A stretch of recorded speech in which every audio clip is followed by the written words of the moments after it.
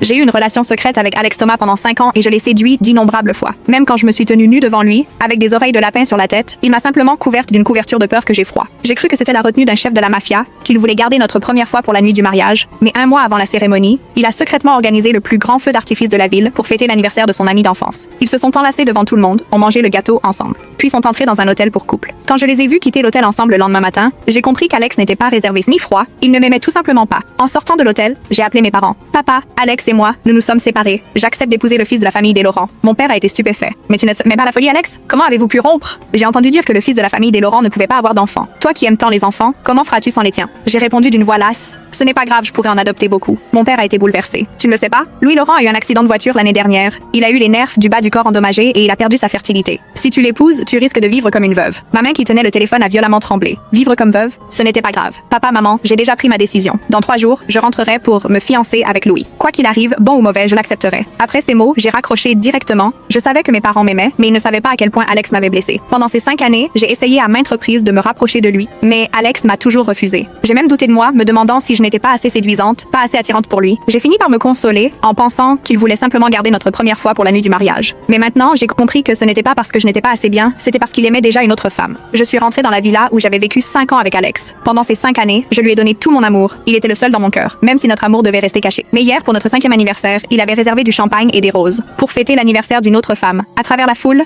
j'avais regardé ses amis les féliciter. Que vous soyez unis pour la vie. Alex, quand vous vous mariez, n'oublie pas de nous inviter. En y pensant, j'ai trouvé tout cela terriblement ironique. Après toutes ces années ensemble, ses amis ignoraient jusqu'à mon existence, mais connaissaient sa relation avec elle. J'avais trouvé dans son téléphone la réservation du feu d'artifice. Je croyais qu'il l'avait préparé pour notre 5e anniversaire, alors je l'avais suivi en secret, sans imaginer qu'il faisait tout cela pour une autre femme. À ce moment-là, la sonnette a retenti. J'ai ouvert la porte, et le livreur m'a tendu un gâteau. Madame, voici le gâteau que votre mari a commandé pour vous. J'ai pris la boîte, je l'ai ouverte et j'ai vu ces mots. Chérie, joyeux anniversaire de notre amour. Mes doigts ont violemment tremblé. Le gâteau venait d'Alex, et les mots étaient de sa main. Chaque année, pour notre anniversaire, il me commandait un gâteau et écrivait lui-même quelques mots. Autrefois, j'en aurais pleuré d'émotion. Mais aujourd'hui, je ne ressentais plus que du dégoût. J'ai posé le gâteau sur la table et observé ses formes délicates et ses couleurs sucrées. La nausée me montait au cœur. Je l'ai jeté à la poubelle et levé les yeux vers le lustre en cristal au plafond. La lumière a scintillé, comme pour se moquer de ma bêtise et de ma misère. Mes larmes ont coulé d'elles-mêmes, tombant sur le canapé avant de disparaître. À cet instant, la porte de la villa s'est brusquement ouverte. Alex est entré, et en me voyant allongé sur le canapé, il s'est figé un instant. Léa, pourquoi tu ne dors pas encore? Il a tenu un bouquet de roses rouges dans la main, sans la moindre trace de remords sur le visage. Léa, c'est pour toi. Ce sont les roses rouges que tu aimes tant. J'ai pris les fleurs et respiré leur parfum familier, un parfum que j'avais tant aimé autrefois, mais qui m'a soudain paru écœurant. Alex m'a regardé longuement en silence avant de dire: Léa, Isabelle Dubois a un cancer de l'estomac. Le médecin a dit qu'elle n'allait pas vivre très longtemps. Son dernier vœu avant de mourir, c'est de se marier avec moi. Alors, il s'est arrêté un instant avant de poursuivre. Dans 3 jours,